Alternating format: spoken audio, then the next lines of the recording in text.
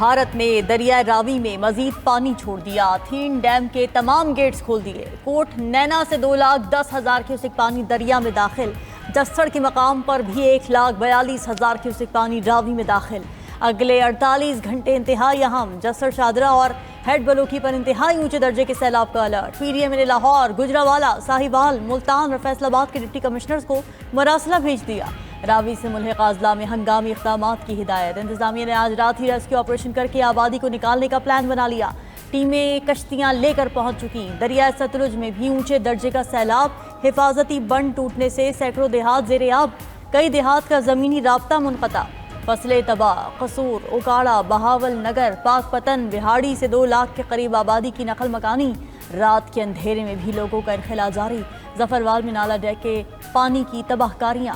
بیور کے مقام سے بند ٹوٹنے سے پسرور چونڈا روڈ زیر آب، پانی چھوڑ کے بھگت اور کی ڈوگراں اور ملحقہ علاقوں میں داخل۔ ناروال میں نالہ ڈیک میں طغیانی، ریلوے ٹریک بھی ڈوب گیا، ٹرینوں کی آمد و رفت معطل۔ دریائے چناب میں بھی صورتحال سنگین، ہیڈ مرالہ کے مقام پر پانی کی آمد 3 لاکھ کیوسک تک پہنچ گئی۔ بھارت سے مزید 1 لاکھ کیوسک پانی چناب میں آنے کا امکان۔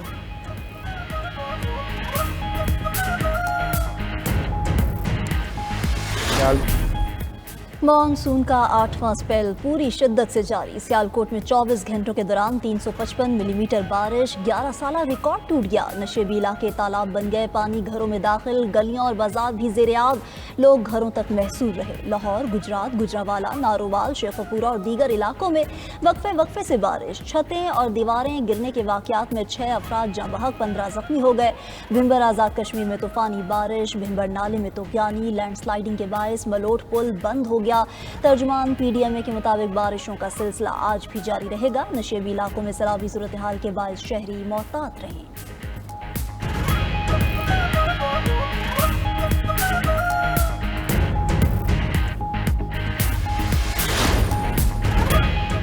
وزیراعظم شہباز شریف کی ریسکیو، ریلیف اور بحالی کے اقدامات تیز کرنے کی ہدایت۔ دریاؤں میں سیلابی صورتحال سے متعلق اجلاس۔ شہباز شریف نے وفاقی وزراء کو متاثرہ علاقوں کا فوری دورہ کرنے اور امدادی کارروائیوں کی نگرانی کرنے کا کہہ دیا۔ مزید کہا کہ آبی گزرگاہوں کے کنارے آباد افراد کو فوری محفوظ مقامات پر منتقل کریں۔ چیئرمین این ڈی ایم اے نے بتایا کہ دریائے ستلج، راوی، چناب اور نالہ ڈیک میں اونچے درجے کا سیلاب ہے۔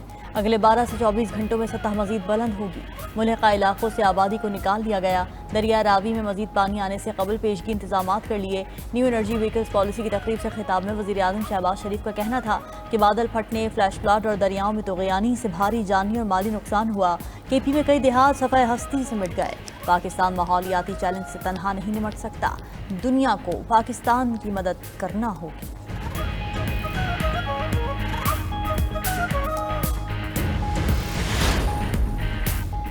بھارتی غیر قانونی زیر قبضہ کشمیر میں ایک بار پھر کلاؤڈ برسٹ، شدید بارشوں، سیلاب اور لینڈ سلائیڈنگ کے باعث 10 افراد جاں بحق۔ 3 روز سے جاری بارشوں سے ندی نالوں میں طغیانی، سڑکیں بہہ گئیں، پانی دریاؤں پر بنے پل بھی بہا لے گیا۔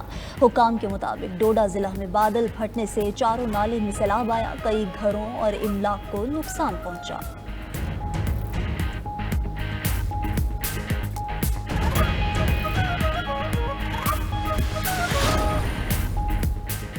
امریکہ کا بھارت پر 25% اضافی ٹیرفات سے نافذ العمل ہوگا۔ تمام بھارتی اشیاء پر امریکہ میں درآمدی ڈیوٹی 50% ہو جائے گی۔ ٹرمپ نے بھارت کو 20 دن کی مہلت دیتے ہوئے 27 اگست سے ٹیرف نافذ کرنے کا اعلان کیا تھا۔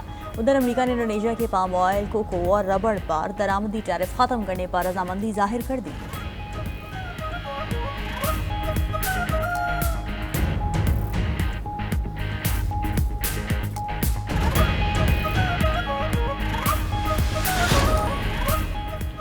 امریکی صدر Donald Trump Washington D C میں قتل پر سزائے موت کے خواہش مند۔ ٹرمپ کا کہنا ہے کہ وفاقی سطح پر قانون نافذ کرنے والے اداروں کو مزید اختیارات دیے ہیں، جرائم پر قابو پانے کے لیے مزید سخت اقدامات کریں گے۔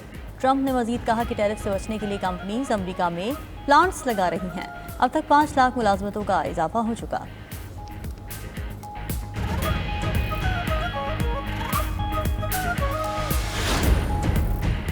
ایران اور 3 یورپی ممالک کے درمیان جنیوا میں بیٹھک۔ میڈیا رپورٹ کے مطابق ایرانی نائب وزیر خارجہ سے فرانس، جرمنی اور برطانیہ کے اعلیٰ حکام نے ملاقات کی۔ E3 نے اکتوبر تک معاہدہ نہ ہونے پر پابندیاں واپس لگانے کی دھمکی دی۔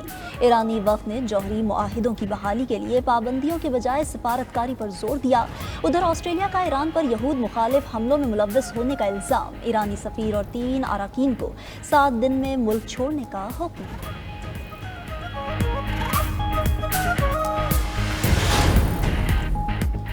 جرمنی نے افغان شہریوں کے ملک میں داخلے پر پابندی ختم کر دی۔ خبر ایجنسی کے مطابق فیصلہ قانونی کارروائیوں اور ماضی میں کیے وعدوں کے باعث کیا گیا۔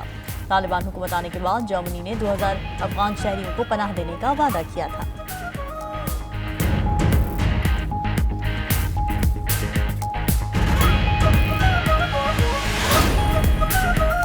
برطانیہ میں طویل مدتی بانڈز کے منافع کی شرح 27 سال کی بلند ترین سطح پر پہنچ گئی۔ حکومت پر مالی اخراجات کم کرنے کا دباؤ بڑھنے لگا۔ رپورٹ کے مطابق مہنگائی کی بڑھتی شرح بھی کیئر سٹارمر حکومت کے لیے بڑا چیلنج ثابت ہو رہی ہے۔ دوسری جانب امریکی ٹیرف کے نفاذ سے سوئٹزرلینڈ کی مینوفیکچرنگ صنعت شدید متاثر۔ 30% کمپنیز کا دوسرے ممالک منتقل ہونے پر غور۔ ہزاروں ملازمین کی برطرفیوں کا بھی امکان۔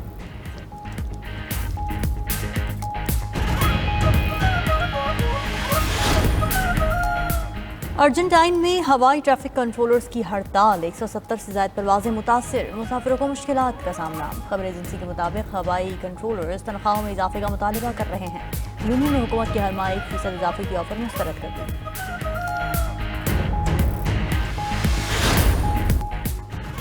حماس کی جانب سے جنگ بندی معاہدے کی تجاویز منظور کیے 1 ہفتہ ہو گیا، اسرائیل کا جواب تاحال موصول نہیں ہوا۔ ترجمان قطری وزارت خارجہ ماجد الانصاری کا کہنا ہے کہ اسرائیلی حکام کے بیانات سے ہمیں زیادہ امید نظر نہیں آتی۔ عرب میڈیا کے مطابق قطر، مصر اور امریکہ کی ثالثی میں 60 روزہ جنگ بندی اور قیدیوں کے تبادلے کا نیا فریم ورک تجویز کیا گیا تھا۔ اسرائیل تمام قیدیوں کی ایک ساتھ رہائی پر بضد ہے۔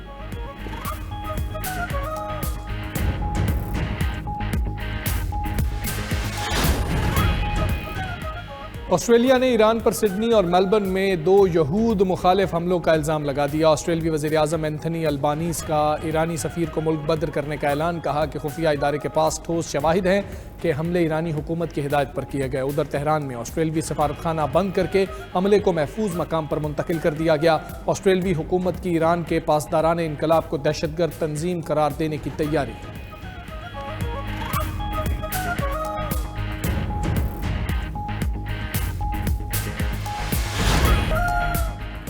ایلون مسک کا ایپل اور اوپن اے آئی پر وار، دونوں ٹیک کمپنیز کے خلاف امریکی عدالت میں مقدمہ دائر، اربوں ڈالرز ہر جانے کا مطالبہ کر دیا۔ ایلون مسک نے الزام لگایا کہ ایپل اور اوپن اے آئی نے مصنوعی ذہانت کی مارکیٹ میں غیر قانونی اجارہ داری قائم کی۔ دونوں ٹیک کمپنیز نے مارکیٹ میں مسابقت روکنے کی کوشش کی۔ ایلون مسک کا کہنا ہے کہ چینی کمپنیاں اے آئی کی دوڑ میں امریکہ کو ٹف ٹائم دے رہی ہیں۔